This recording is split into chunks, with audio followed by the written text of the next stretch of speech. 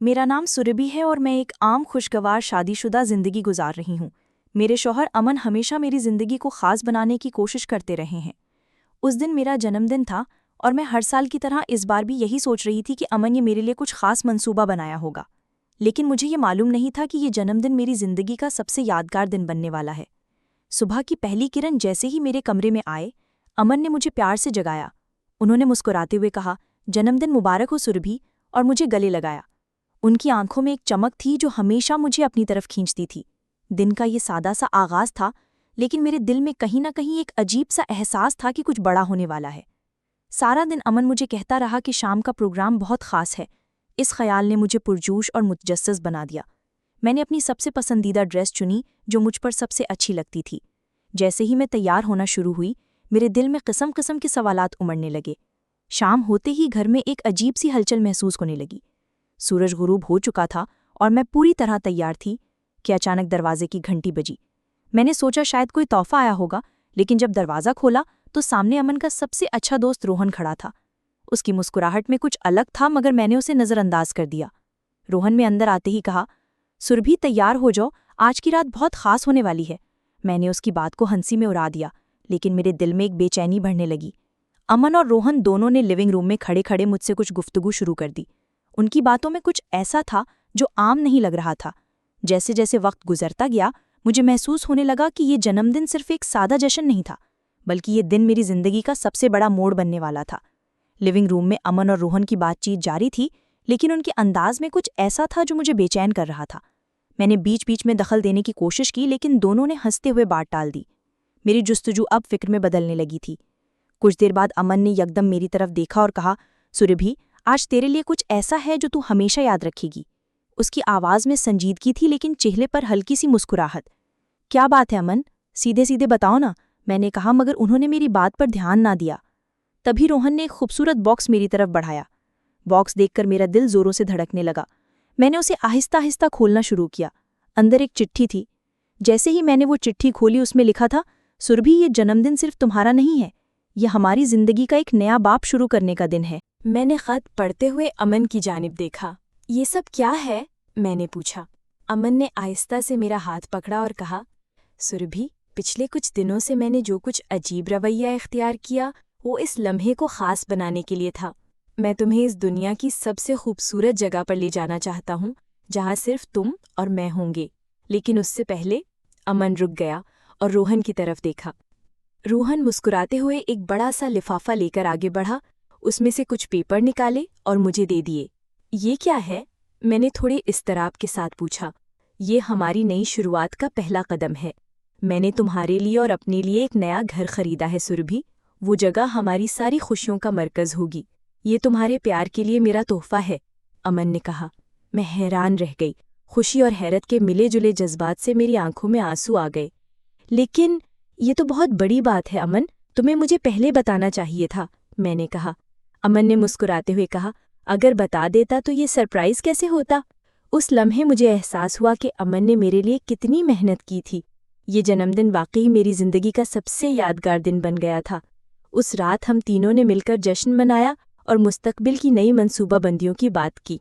ये सिर्फ एक घर नहीं था, बल्कि हमारे रिश्ते की नई शुरुआत थी, जहाँ हर दिन एक नया त्यौहार जैसा महसूस होगा। अगले दिन से ही हमारी जिंदगी ने एक नया रुख ले लिया। जिस घर की बात अमन ने की थी, वो हमारे ख्वाबों से भी ज़्यादा खूबसूरत था।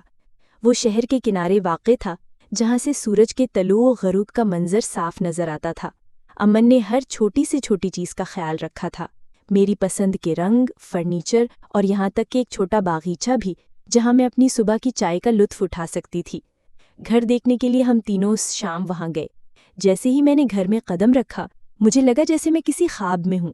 दीवारों पर हल्के रंग, हर कोने में सुकून पहुँचाने वाली रोशनी और खिड़कियों से नज़र आता सरसब्ज मंजर, सब कुछ मुकम्मल था। सुरभि, तुम्हें ये जगह कैसी लगी? अमन ने पूछा। उसकी आंखों में उम्मीद थी। ये जगह नहीं, ये तो जन्नत है, मैंने मुस्कुराते हुए कहा और खुशी से अमन को गले लगा लिया। रोहन ने मजाक करते हुए कहा, तो अब मुझे यहाँ बार बार बुलाया जाएगा ना? हम सब हंस पड़े। अगले कुछ दिनों में हमने घर को पूरी तरह सजा लिया। नई यादें बनाने के लिए एक नई शुरुआत हो चुकी थी। हमारा रिश्ता पहले से भी ज़्यादा मजबूत हो गया था। अमन ने मेरे लिए जो कुछ किया उससे मुझे एहसास हुआ कि प्यार सिर्फ बड़े बड़े वादे करने का नाम नहीं बल्कि उन वादों को निभाने का हौसला भी है। दूसरी तरफ रोहन भी हमारी जिंदगी का अहम हिस्सा बन गया। वो अक्सर हमारे घर आता और हर बार उसकी मौजूदगी से माहौल और खुशगवार हो जाता। एक दिन हम तीनों बैल्कनी में बैठे चाय पी रहे थे। सूरज डूबने वाला था और हल्की हवा चल रही थी। अमन ने मेरी तरफ देखा और कहा, सुरभि, ये सब कुछ तुम्हारे प्यार और सब्र की वजह से है। तुमने हमेशा मेरा साथ दिया और आज मैं तुम्हें हर खुशी देने का वादा करता हूँ। इस लम्हे मुझे एहसास हुआ कि मैं दुनिया की सबसे खुशनसीब इंसान हूँ। हमारी जिंदगी का ये नया बाब सिर्फ एक शुरुआत थी। अब हर दिन हमारा अपना त्यौहार था और हर लम्हा हमारी खुशियों से भरा हुआ। और इस तरह मेरा जन्मदिन सिर्फ एक तारीख नहीं रहा बल्कि वो दिन बन गया जब हमारी जिंदगी ने एक नई समत ली, ख्वाबों से भी ज्यादा खूबसूरत। जिंदगी का ये नया बाब जितना हसीन था उतना ही हमें और मजबूत भी बना रहा था। नए घर में शिफ्ट होने के कुछ हफ्ते बाद अमन ने एक और सरप्राइज दिया। उसने मुझे बताया कि उसने घर के पास ही एक छोटी सी आर्ट गैलरी खरीद ली है जहां मैं अपनी पेंटिंग्स और शौक को आगे बढ़ा सकती हूँ। सुरभि, तुमने हमेशा अपने टैलेंट को नज़रअंदाज किया है।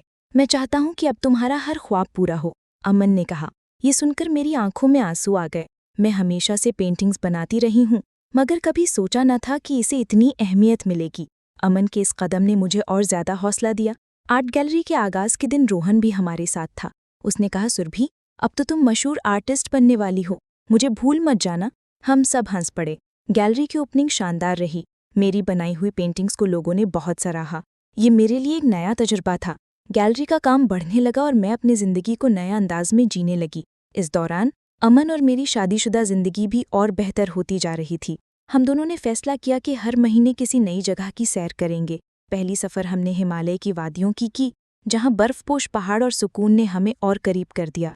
एक दिन ट्रिप के दौरान अमन ने मुझसे कहा, सुरभि, तुम्हारे बगैर मेरी जिंदगी अधूरी है। मैं तुमसे वादा करता हूँ कि हर कदम पर तुम्हारे साथ रहूंगा, चाहे हालात कैसे भी हों।